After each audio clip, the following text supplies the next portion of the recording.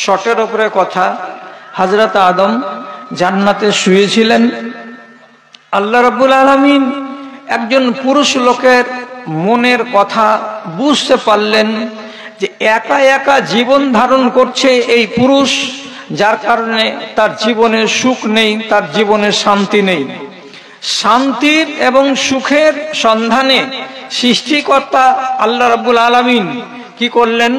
হযরতে আদমের শুয়ে থাকা অবস্থায় তার বাম দিকের বাঁকা বাঁকা যে পাঁজরের হাড়গুলো আছে, সেই বাঁকা বাঁকা পাঁজরের হাড়গুলোর যেটা সবচাইতে নিচে আছে ছোট্ট একটা হাড়, এটাকে ইমাম ইবনে কাসির রাহিমাহুল্লাহ বলেছেন এটা হলো 23 নম্বর হাড়। কি বললাম? বাম দিকের বাঁকা হাড়গুলো যেটা সব থেকে নিচে আছে ছোট্টটা, এটা হলো 23 নম্বর হাড়। এই হাড়খানাকে রব্বুল আলামিন অপারেশন করার মতো করে লুকিয়ে ওখান থেকে না জানিয়ে আদম টের পেলেন না, বুঝতে পারলেন না, ওখান থেকে বের করে নিলেন। আর নেয়ার পরে কুন ফায়াকুন শক্তি দিয়ে তার স্ত্রী হাওয়াকে তৈরি করে দিলেন। এবার স্বামী স্ত্রীর জীবন ওখানে শুরু হলো।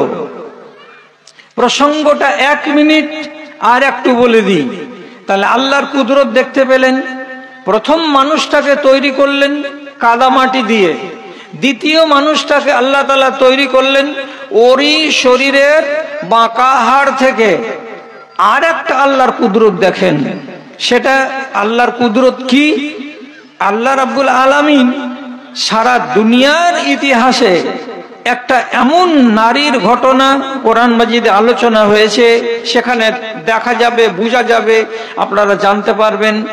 ওই মহিলার পেট থেকে আল্লাহ একটা শিশু জন্ম দিয়েছিলেন, তার নাম ঈসা আলাইহিস সালাম। তিনি ছিলেন নবী। এর ঈসা আলাইহিস সালামের মায়ের নাম হচ্ছে মারিয়াম।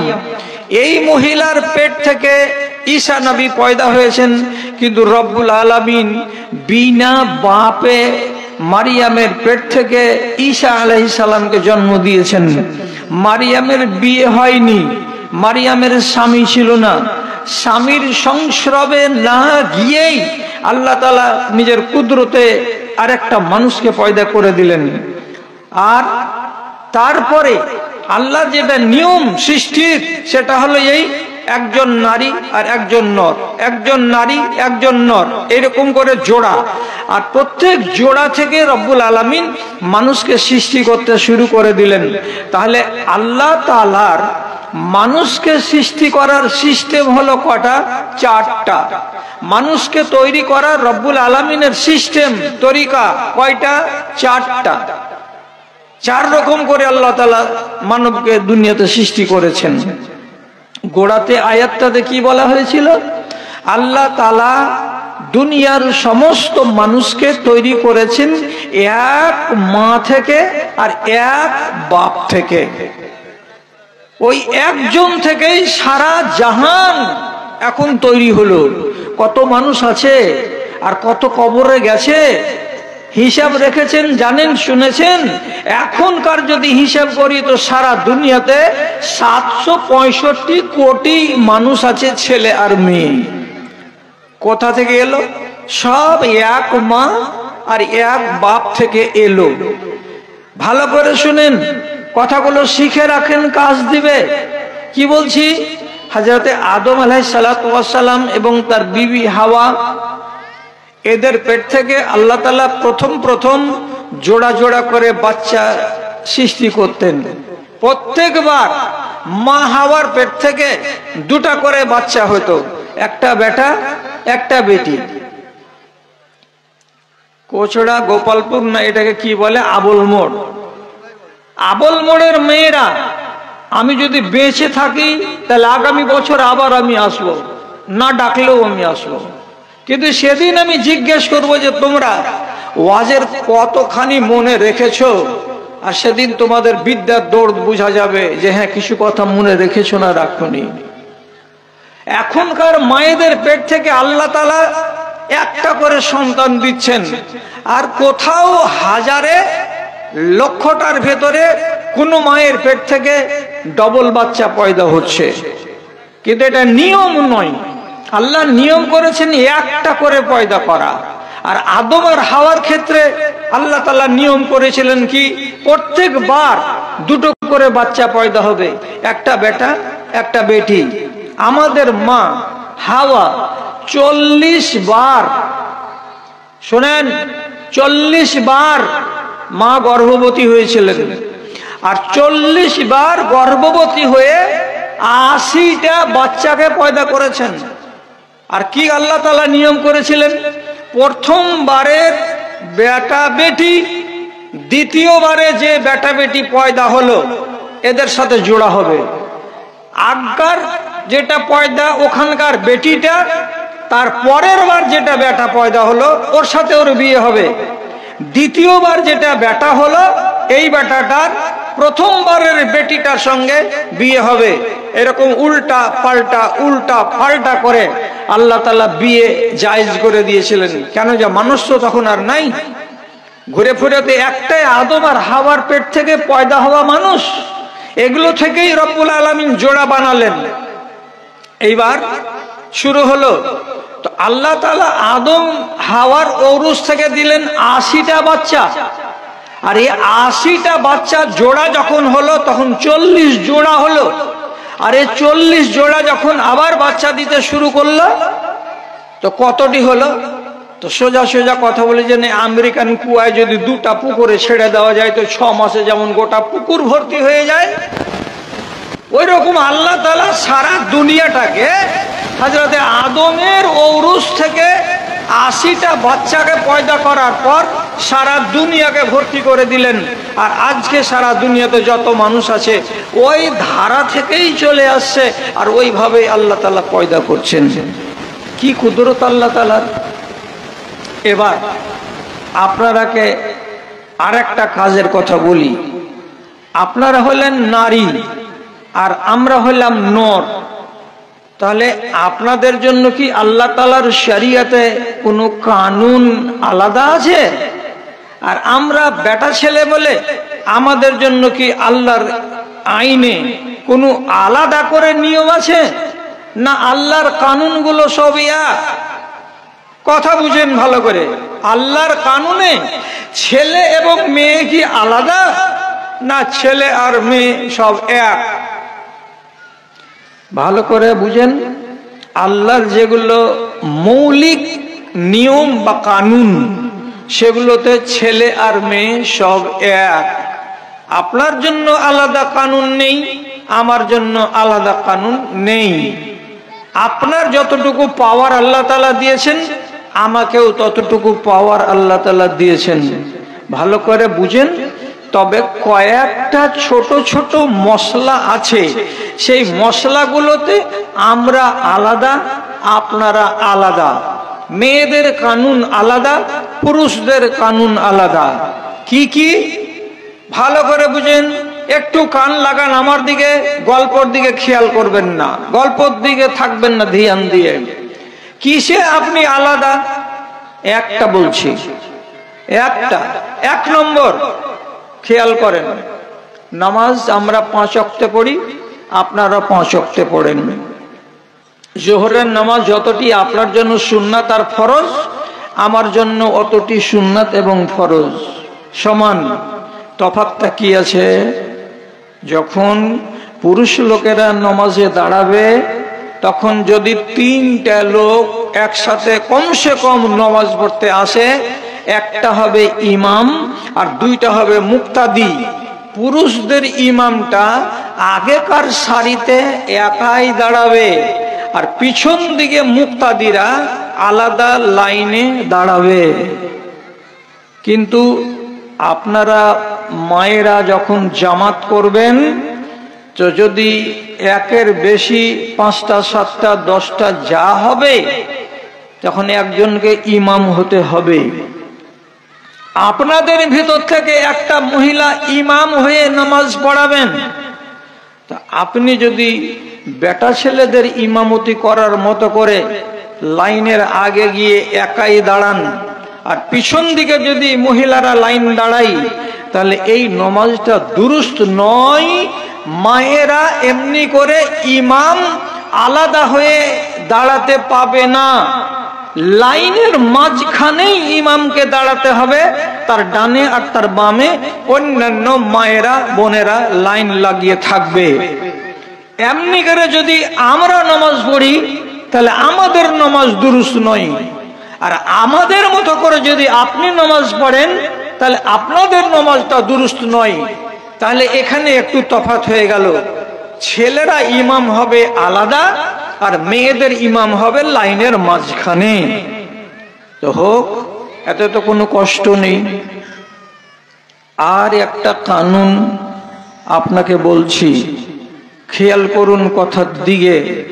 রমজান মাসের রোজা আমাকেও রাখতে হয়, আপনাকেও রাখতে হয়, কিন্তু আল্লাহ রাব্বুল আলামিন বলছেন, তার নবীকে দিয়ে বলছেন কি, ইন্নাল্লাহা কাতাবা আলা বানাতে আদম আল মাহিজা।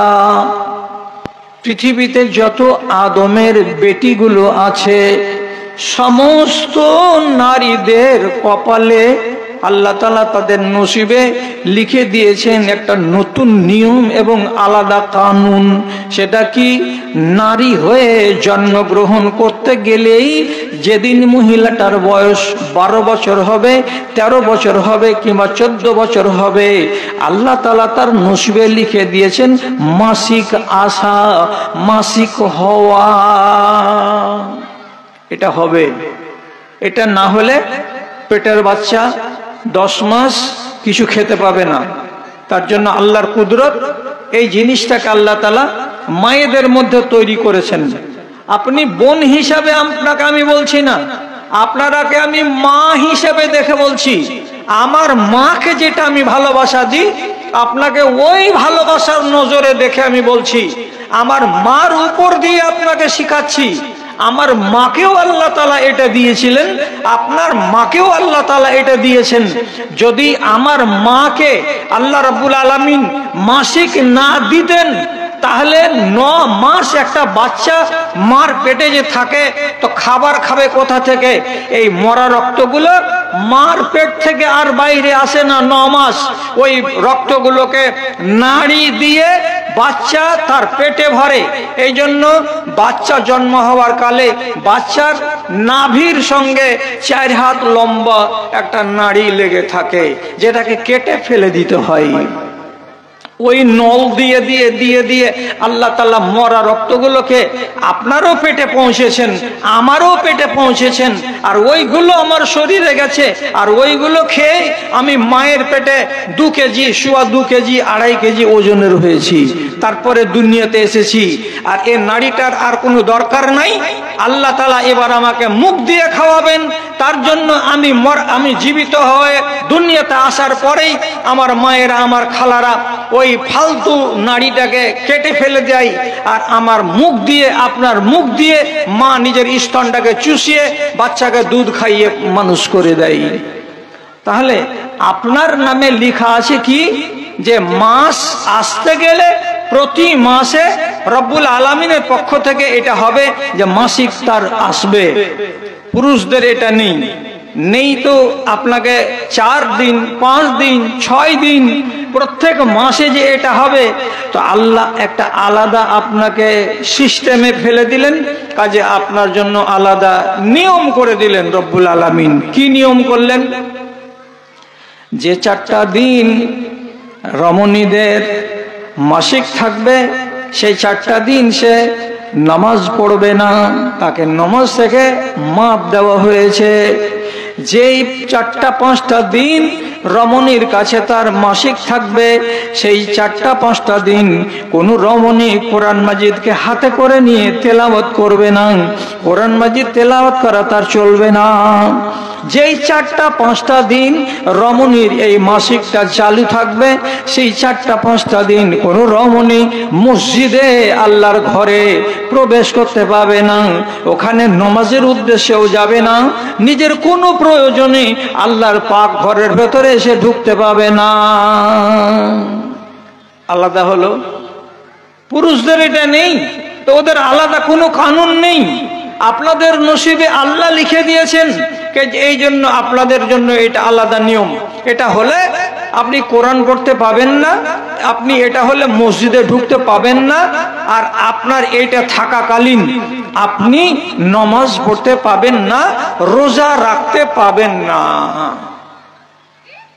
তাহলে আপনার কানুন তো আলাদা হলো।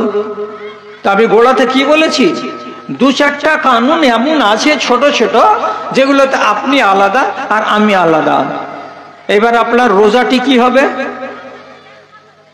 তো এই ব্যাপারে মশলাটাকে জেনে নিতে হবে। সেটা কি, আল্লাহ নবী বলছেন ইন্নাল্লাহ ওয়াজা সাতরা সলাতে ওয়া সাওমে আনিল হামিল ওয়াল মুরজে, সাতরা সলাতে আনিল মুসাফিরে ওয়া সাওম আনিল হামিল ওয়াল মুরজে।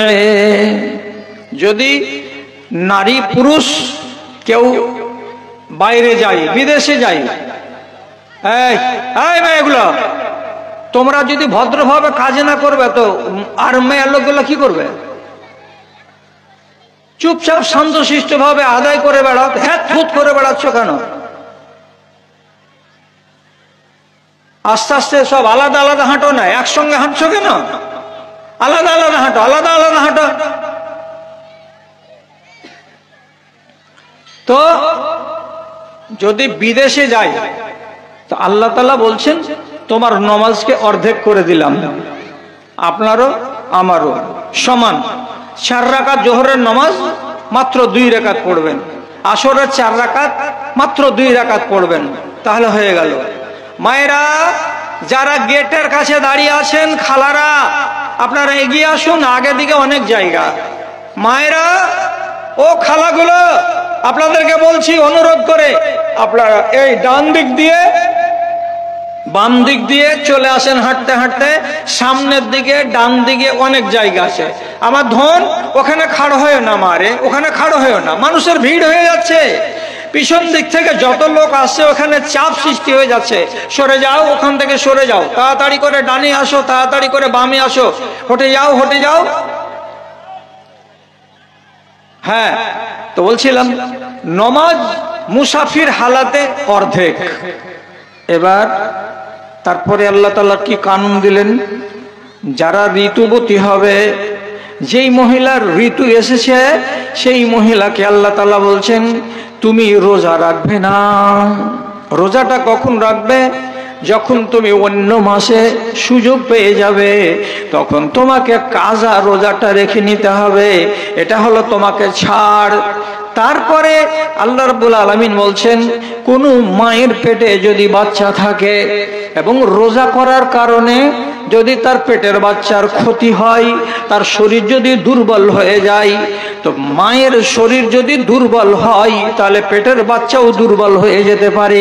তার জন্য আপনি যদি মনে মনে করেন রোজা রাখার কারণে আমার পেটের বাচ্চারও অসুবিধা হচ্ছে, তাহলে আল্লাহ রাব্বুল আলামিন আপনাকে ছাড় দিয়েছেন, আপনি রমজান মাসের রোজাকে কাজা করে নেবেন, রমজান মাসে রোজা রাখবেন না। পেটের বাচ্চার ক্ষতি আল্লাহ তাআলা হতে দিবেন না। আর একটাকে ওয়াল মুরজে, আপনার কোলে যদি 3 মাসের বাচ্চা থাকে, 4 মাসের বাচ্চা থাকে, আর রোজা করার কারণে শরীর তো শুকাবে, আর শরীর যদি শুকিয়ে যায় তো মায়ের দুধ কমে যাবে, আর মায়ের দুধ যদি কমে যায় তা বাচ্চাটা কিন্তু খেতে পাবে না, তার জন্য বাচ্চার শরীর দুর্বল হবে। আল্লাহ রাব্বুল আলামিন মেহেরবানি করে বলছেন বাচ্চার যদি ক্ষতি হয়, কোনো মা যদি এটা অনুভব করে, তাহলে রমজান মাসে তার রোজাটা ফরজ, অথচ ফরজ রোজা রাখবে না। কার কারণে? তো বাচ্চার কারণেই। বাচ্চাটা যেদিন বড় হয়ে যাবে তখন তার কাজা রোজাটাকে অন্য মাসে রেখে নেবে।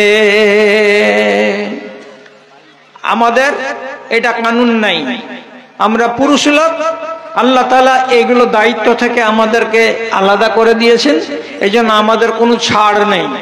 আমাদের জন্য রমজান মাসে এরকম কোনো ছাড় নেই। যদি অসুখ হয়ে যায় কোনো মানুষ, আপনারও ছাড়, তো পুরুষ লোকেরও ছাড়। এছাড়া আমাদের ছাড় আল্লাহ তাআলা লিখেননি। তো কি বুঝলেন?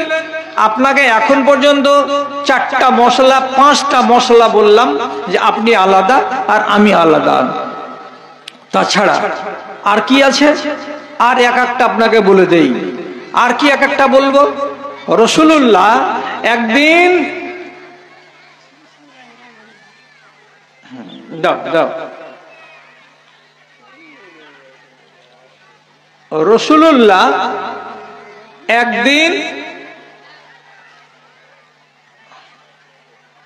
কোথায় বাড়ি হলো? আচ্ছা আচ্ছা আচ্ছা আচ্ছা দাও।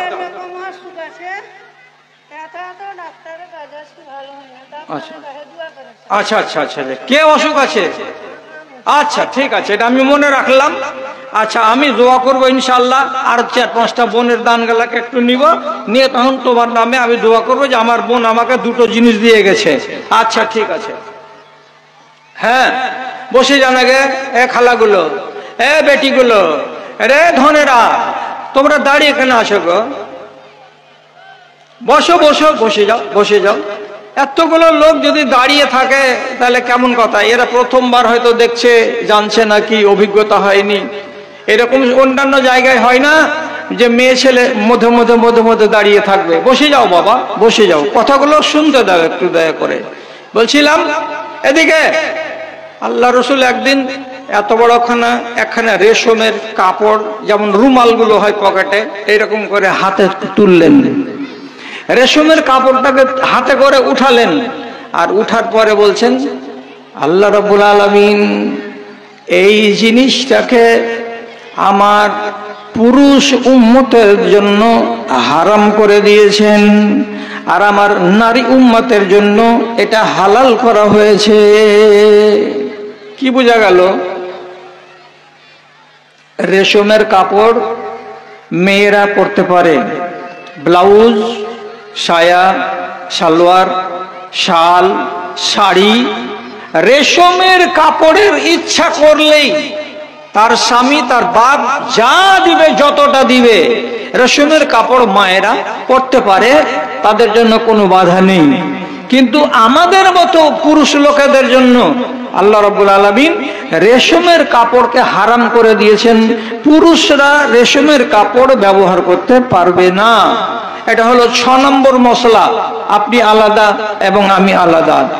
আর একটা বলছি, খেয়াল করেন কথার দিকে, সেটা হলো এই, আল্লাহ তাআলা তার নবীকে দিয়ে আমাদের খবর দিয়েছেন সোনা। এই যে সোনা আপনাদের আর আমাদের বাড়িতে আছে, মা বোনেরা ব্যবহার করে, এই সোনাটাকেও রব্বুল আলামিনের নবী বলছেন মেয়েদের জন্য এটাকে হালাল করা হয়েছে, আর ছেলেদের জন্য এটাকে হারাম করা হয়েছে। ছেলেরা, পুরুষরা জীবনে কোনোদিন সোনা ব্যবহার করতে পারবে না। যদি কোনো পুরুষ লোকের হাতে আংটি দেখতে পান, আপনি ওকে তৎক্ষণাৎ বলবেন, সেটা আপনার ভাই হয় অথবা সেটা আপনার স্বামী হয়, সেটা আপনার বাপ হয়, যেই হয় না কেন, কোন পুরুষের হাতে যদি সোনা দেখতে পান, স্পষ্ট ভাষায় বলবেন সোনা পুরুষের জন্য হারাম, তুমি কেন পরে আছো সোনা।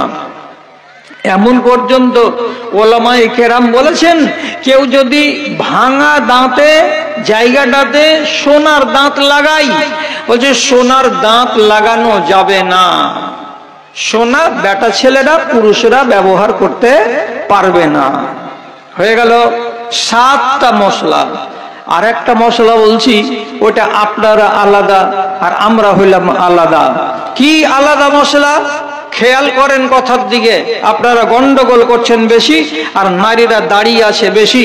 এরা শুধু খালি দেখছে তামাশা, কয়টা এলো আর কয়টা এলো না, আর খালা এসছে না খালা আসেনি, মাহই এসছে না মাহই আসেনি, এটাই দেখছো তোমরা। এতক্ষণ পর্যন্ত সুষ্ঠুভাবে তোমরা বসতে পারছো না, আর কথাগুলো আমি টেপ রেকর্ডের মতো, ক্যাসেটের মতো বেজেই যাচ্ছি। কজন যে শুনছে আর কজন যে শুনছে না, তো আল্লাহ তাআলা তুমি ভালো করে জানো। কি বলছি আমি? একদিন আল্লাহ পাকের নবী কোন এক জায়গায় আড়াল থেকে হাত বাড়িয়ে একটা জিনিস চাইলেন, এটা দাও তো গো। ওইখানে ব্যাখ্যাতে লেখা আছে, এটা কিন্তু হাদিসের শব্দ নয়, এটা ব্যাখ্যাতে লেখা আছে, রাসূলুল্লাহ কোরআনের কয়টা পাতা, চামড়াতে লেখা ছিল, গাছের ছালে লেখা ছিল, এইরকম কয়েকটা পাতা উনি চাইলেন, ওগো এই পাতাটা দাও তো, এই কোরআনটা দাও তো। এইভাবে রাসূলুল্লাহ চাইলেন। তো যখন চাইলেন তো ভিতর দিক থেকে একটা হাত ওই জিনিসটাকে নিয়ে বাইরে এমনি করে বাড়িয়ে দিল, এই নেন, আপনি চাইছিলেন জিনিসটা, এটা নিয়ে নেন। রাসূলুল্লাহ ওই জিনিসটাকে নিতে গিয়ে জিজ্ঞাসা করে বলছেন, আহাযিহি ইয়াদু রাজুলিন আও ইয়াদু ইমরা, এই যে আমার দিকে হাতখানাকে বাড়িয়েছো, এই হাতখানা বলো তো এই হাতটা কার? একটা বেটা ছেলের হাত না একটা মেয়ে ছেলের হাত? আগে আমাকে এটা কথা বলো, কার হাত এটা? আমার দিকে যে জিনিসটাকে ধরে বাড়িয়ে দিয়েছো এই হাতখানা কার? আগে আমি জানতে চাই। তখন ভিতর থেকে আড়াল থেকে আওয়াজ দিয়ে বলছে, বাল হাযিহি ইয়াদু ইমরাতিন, এটা হলো একটা মেয়ে ছেলের হাত।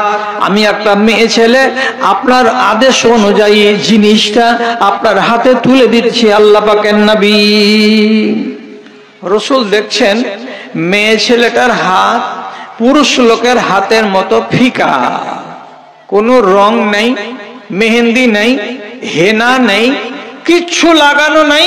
যেমন আমাদের পুরুষদের হাতগুলো সাদা, তেমনি ওই মহিলার হাত একেবারে সাদা। তখন নবীজি ওই মেয়ে ছেলেটিকে বলছে, এরে বাবা, তোমাদের জন্য আল্লাহ রাব্বুল আলামিন রংকে হালাল করেছেন। মেহেদির রং তোমাদের জন্য, হেনার রং তোমাদের জন্য, জাফরানের রং তোমাদের জন্য। তোমরা কিসের জন্য একটা মেয়ে ছেলে হয়ে তোমার হাতখানাকে বেটা ছেলের মতো করে রেখেছো? তোমার হাতখানাকে অবশ্যই অবশ্যই মেয়েদের হাত বানাও। এর মানে কি?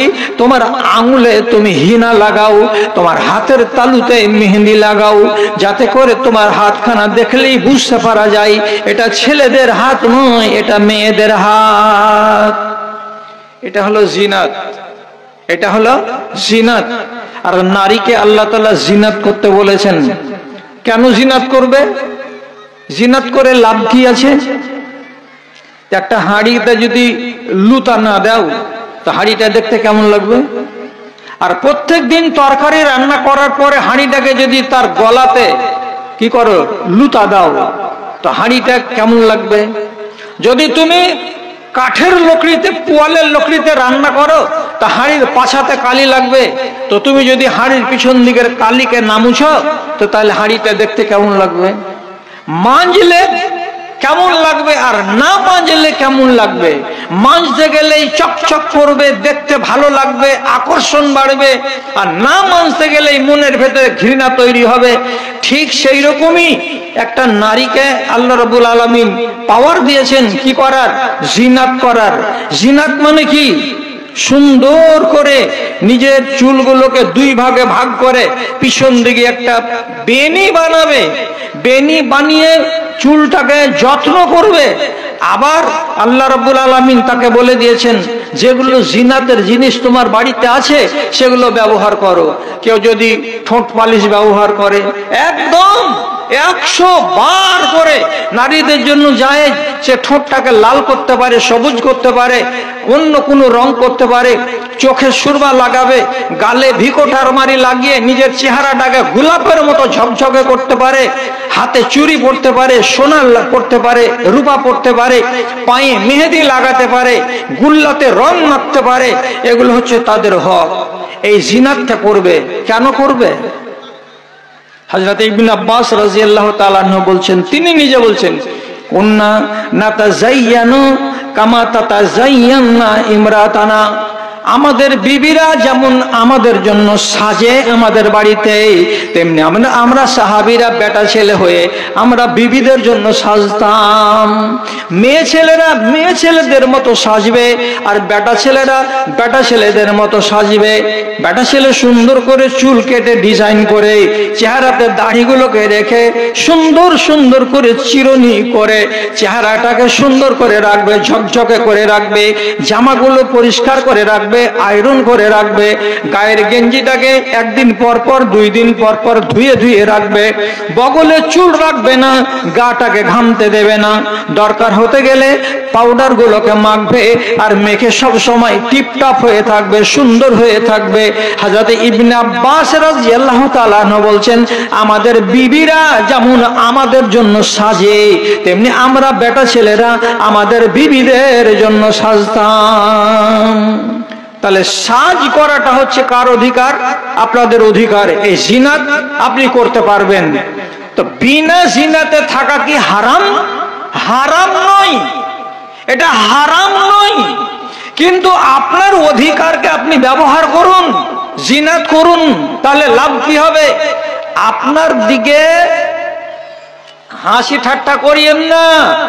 কেন করিয়েন না হাসি ঠাট্টা? আপনাকে আমি 65 বছর বয়সের একটা বুড়ো মানুষ, আপনাকে আমি হাসি ঠাট্টা করব না।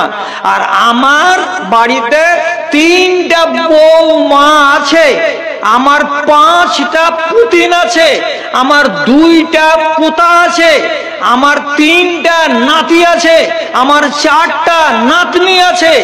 আমি একটা বেটির বাপ, আর আমার স্ত্রী আছে, আমার মা 92 বছরের বেঁচে আছে। কাজে আমি আপনাদেরকে মার চোখে দেখছি আর বেটির চোখে দেখে বলছি, আপনারা এটাকে ঠাট্টা করবেন না। কি ঠাট্টা? আপনি যত জিনাত করবেন তত আপনার স্বামী আপনাকে বেশি ভালোবাসবে, সোজা কথা। আর যে যত একেবারে বিনা জিনাতে থাকবে, খাস্তা হালাত হয়ে, চুলে কোনোদিন সাবুন লাগাই না, কি শ্যাম্পু লাগাই না, চিরুনি করে কি করে না আল্লাহ তাআলা জানে। ওর বাড়িতে একটা বুরোলিন আছে কিনা, ওর বাড়িতে একটা ফেয়ার অ্যান্ড লাভলি আছে কিনা, একটা কোনো ক্রিম যেমন সফট হয় তো সফট গুলো একটা আছে কিনা, জীবনের ঠোঁটটাতে কোনোদিন কোনো মলম টলম লাগাই কিনা আল্লাহ জানে। পা খান দেখতে গেলে ভাত রুজবে না, পা ধয় কি ধয় না আল্লাহ তাআলা জানে। এটা তোমার চরিত্র হবে না। তোমার চরিত্র হবে জিনাত করা, সুন্দর সুন্দর ওড়নি গায়ে দেওয়া, সুন্দর সুন্দর শাড়ি পরা। সুন্দর মানে কি? 1000 টাকা লাগবে না, 400 টাকা দামের, 300 টাকা দামের, 200 টাকা দামের শাড়িটাকে পরিষ্কার করে, ভালো করে যত্ন করে, পরিপাটি করে, মাথাকে চিরুনি চুলগুলোকে যত্ন করে তুমি সেজে গুজে থাকো, ঠোঁটটা লাল করে থাকো, চোখটাতে সুরমা দিয়ে রাখো। এই টিপটপ হয়ে যদি থাকো, তোমার উপরে তোমার স্বামীর মায়া, মমতা, ভালোবাসা বাড়বে। তুমি কি চাও দুনিয়াতে? তোমার স্বামীর সন্তুষ্টি ছাড়া আর কি তুমি চাও? তোমার উপরে যদি স্বামী রাজি থাকে, টাকাকে টাকা বলবে না। তোমার উপরে যদি তোমার স্বামী রাজি থাকে, তো সায়া ছিঁড়তে জীবনে পাবে না, তার আগেই সায়া আসবে। নাইটি ছিঁড়তে পাবে না, তার আগে নাইটি চলে আসবে। আর বারবার আপনার পিছে পিছে ঘুর ঘুর করবে আর বলবে, সলিমের মা আর কিছু লিবি নাকি রে, সলিমের মা আর কিছু আজ আনবো নাকি রে। বারবার বারবার তোয়াজ করে বেড়াবে। কেন বেড়াবে? আপনাকে দেখতে ভালো লাগতে গেলেই স্বামীর মন ভালো, আর স্বামীর মন ভালো থাকতে গেলে আপনার সংসার হবে আলো।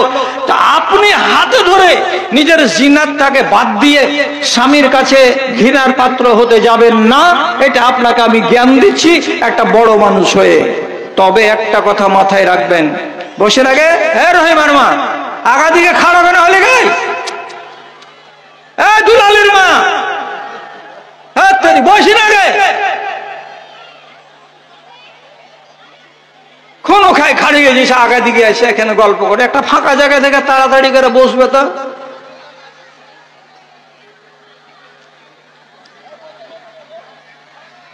হ্যাঁ, এবার কথা শোনো। ঠোঁটকে লাল করেছো জায়েজ, আর চোখে সুরমা দিয়েছো, চেহারাটাকে চিকন করেছো, আর সুন্দর দামি কাপড় পরেছো, আর পরে টরে এবার যদি তুমি কহো এত সুন্দর চেহারা, এত সুন্দর লাল ঠোঁট, এত আলতা ফিতা দেওয়া হাত আর পা, বাড়তে বসে থাকবো, একটু কসড়া বাজার থেকে ঘুরে আসি। বাজার যদি যাওয়ার প্রয়োজন লাগে তো যাও, পৃথিবীর কোনো আলেম তোমাকে মানা করতে পারবে না। তোমার প্রয়োজন থাকে তো তুমি বাইরে যাও, কিন্তু কথাটা মনে রাখো, আল্লাহ তাআলা বলছেন সূরা নূরের ভেতরে, ও মেয়েরা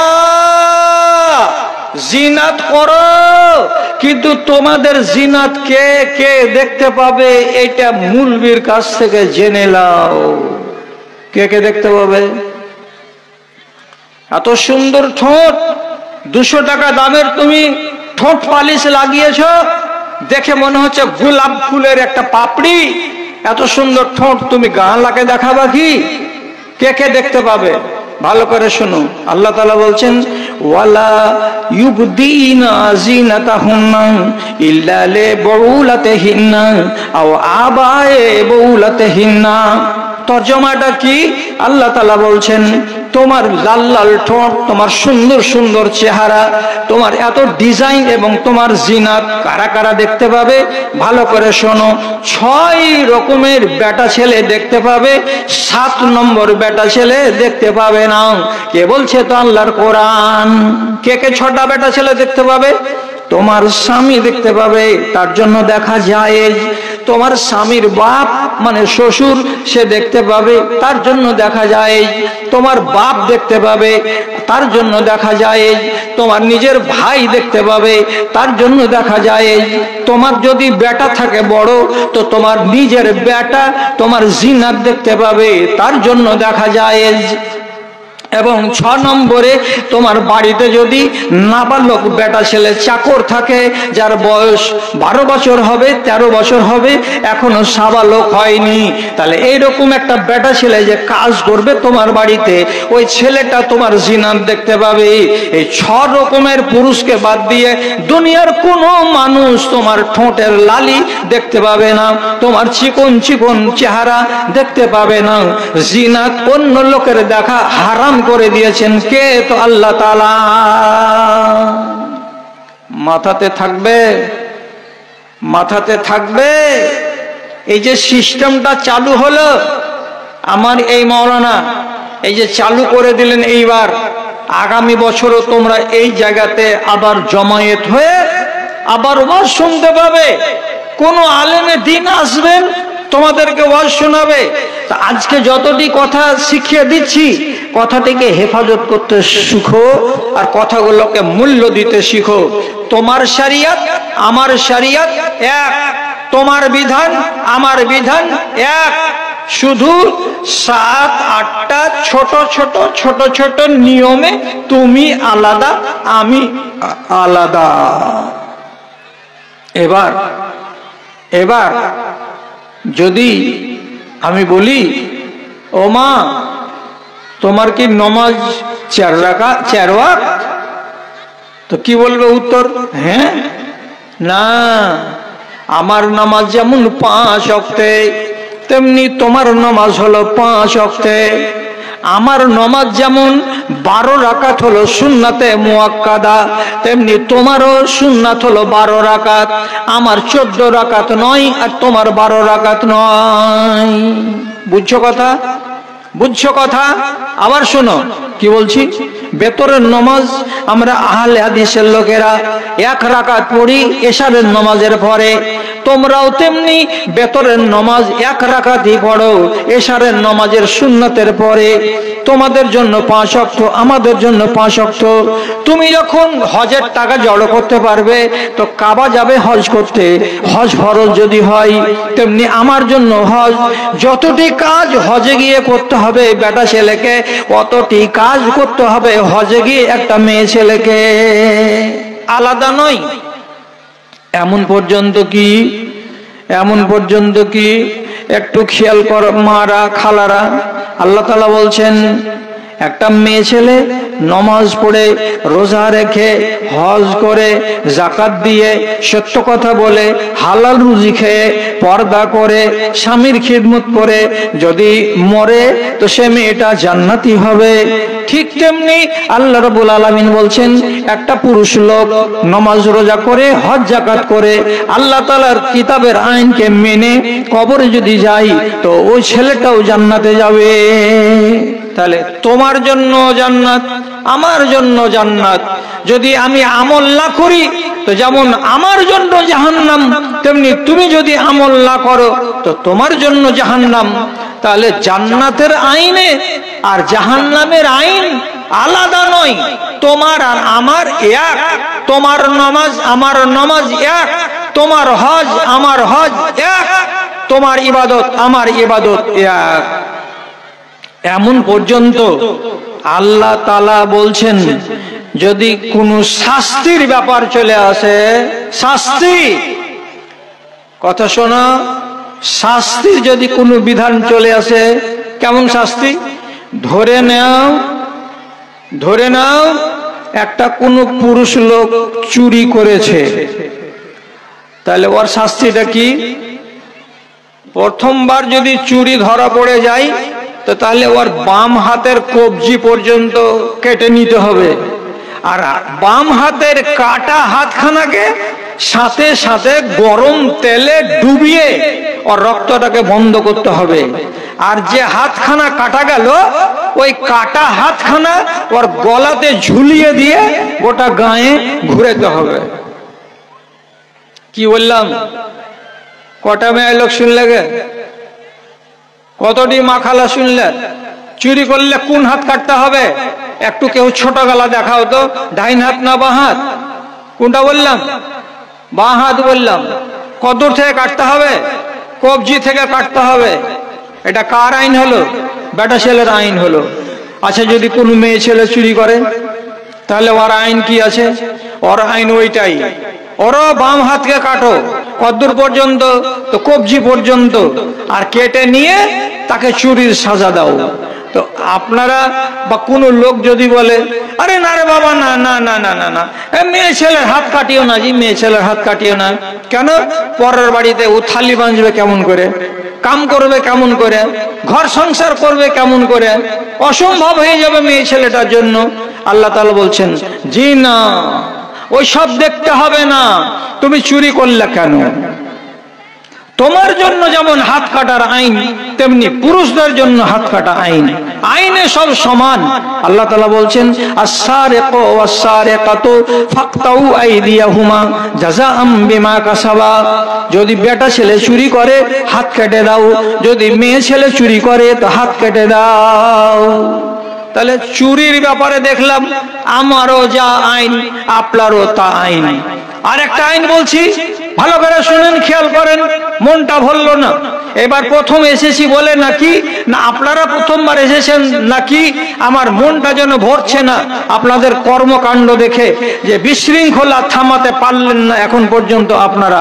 যাই হোক, আমি তো রেকর্ড বাজতে পারি, আমার সামনে লোক থাকলেও ওয়াজ করতে পারবো, আমার সামনে লোক না থাকলেও ওয়াজ করতে পারবো, আমার সামনে যদি গোটা গাঁলা মিলে চিৎকার করে তবুও আমি ওয়াজ করতে পারবো, যদি নীরব হয়ে বসে বসে শুনে তবুও ওয়াজ করতে পারবো। এবার শোনো তো শোনো, না শোনো তো তোমার মনে যেটা লাগে সেটা করো। আমি বলে চলে যাচ্ছি। আবার আর একটা কানুন বলছি, সেটা কি? যেমন একটা কানুন কোরআন থেকে আল্লাহ তাআলা বলছেন আপনাদেরকে, কি হলো? আয-যানিয়াতু ওয়াজ-যানি ফাজলিদু কুল্লা ওয়াহিদিন মিনহুমা মিয়াতা জালদা।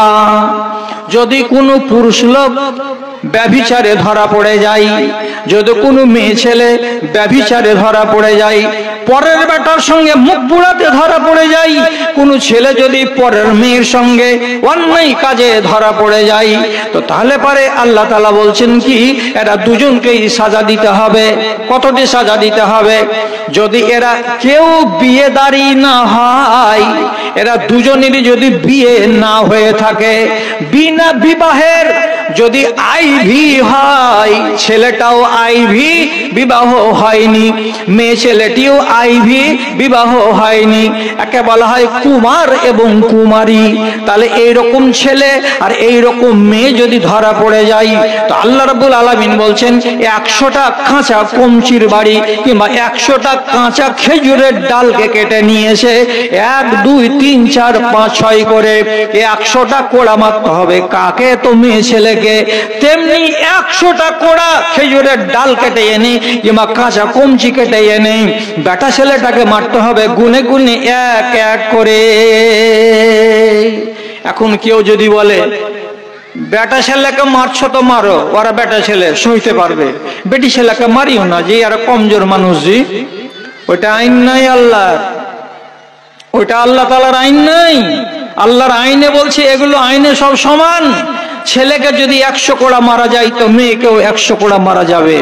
আবার আল্লাহ তাআলা বলছেন এই যুবক যুবতী যদি কুকাজ করতে গিয়ে ধরা পড়ে থাকে তো তাদেরকে যখন কোড়া মারা যাবে তখন কোড়াটা ঘরের কোণাতে মারতে হবে না, তাদেরকে কোড়া মারতে হবে ওপেন জায়গাতে, খোলা জায়গাতে, রাস্তার চৌরাহাতে মারতে হবে, কিংবা প্রাইমারি স্কুলের সামনে এনে মারতে হবে, কিংবা মাদ্রাসার আগা দিকে ফাঁকা মাঠে এখানে নিয়ে এসে মারতে হবে।